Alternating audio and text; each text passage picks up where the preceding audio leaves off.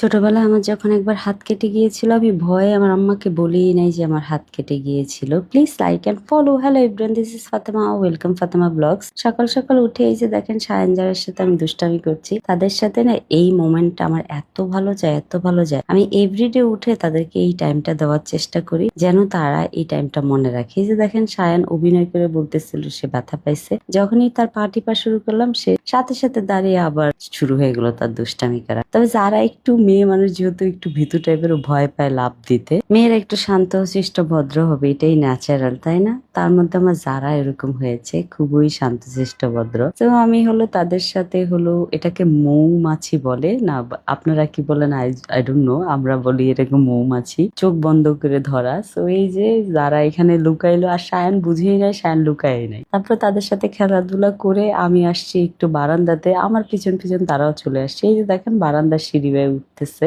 উঠে হলো নিচের দোকানদারকে ডাকতেছে আর বলতেছে এই আঙ্কেল, এই আঙ্কেল। তার এই ডাকগুলা না এত সুইট যাই বলেন। তারপরে এই যে যারা হলো আমি বললাম যে যারা দেখো তো কে আসছে, দৌড়িয়ে চলে গেল গেটে, যায় দেখে এই যে শাক নিয়ে আসছে, দোকান থেকে শাক চলে আসছে। আসার পরে হলো আমার হলো এখানে কিছু নতুন শাড়ি আসছে, তো এই শাড়িগুলো না তারা হলো খুলে একদম হুলস্থুল করতেছিল। আমি তাদেরকে ডাক দিয়েছিলাম, তারা আমার কথাই শুনে নাই।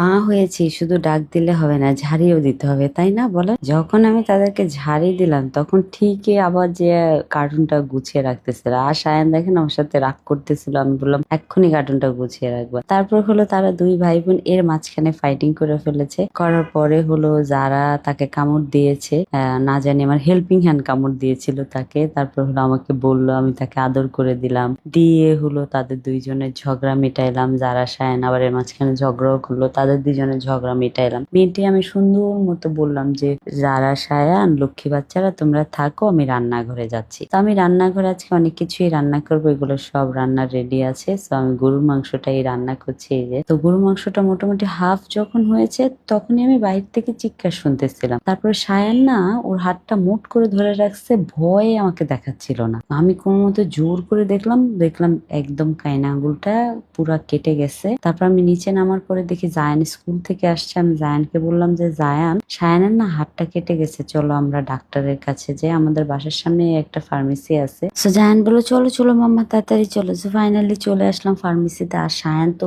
ভয়ে হাত লুকিয়ে রাখছে, একদম আমার মতো হয়েছে। ছোটবেলায় আমার এরকম হাত কেটেছিল, আমি ভয়ে আমার আম্মাকে বলিই নাই। পরে যখন আমার ওড়না ভিজে গিয়েছিল ব্লিডিং এ, তখন যে আমার আম্মা দেখেছে যে আমার হাত কেটেছে। তো আমার বাচ্চাগুলো সেম হয়েছে, মানে ওই যে একটা ভয় ছোটবেলার তাই না, যে আমরা কোনো কিছু হইলে বাবা মাকে একদম ভয়ে বলতাম না, একদম আমার বাচ্চাগুলো এরকম হয়েছে। আপনারা কারা কারা এরকম ছিলেন বললেন তো প্লিজ। তারপর এই যে আনার পরে সে একটু শান্ত হইলো, হওয়ার পরে হলো আমি আবার রান্না করে যে রান্নাটা কমপ্লিট করে এই যে টেবিলে খাবার দিচ্ছি। তো খাবার দিয়ে হলো আমার জারা বুড়িকে নিয়ে আজকে খাবার খাবো, কারণ আমি হলো একটু বাহিরে যাবো, সেই জন্য জারা বুড়িকে এখানে খাবার দিয়ে দিলাম। জারা বুড়ি খাবার খেয়ে নিচ্ছে। তো আমি কলিজা পাখিরে খাবার টাবার খাওয়াই আমি চলে এসেছিলাম পূর্বাচল। পূর্বাচল আমার কিছু বাজার দরকার ছিল, যেহেতু এখান থেকে আমি বাজার করি, এখানে সব টাটকা টাটকা সবজি পাওয়া যায়। তো প্রথমে নিয়ে নিলাম এই হলো ইয়েটা ঝিঙ্গাটা, তারপর হলো নিয়ে নিলাম কাকরোল, তারপর হলো আরো অনেক কিছু নিচ্ছি। আমটা এত দেখতে সুন্দর, যেটা আমার বাবার বাসায় মানে গ্রামে আমাদের বাবার বাসায় এরকম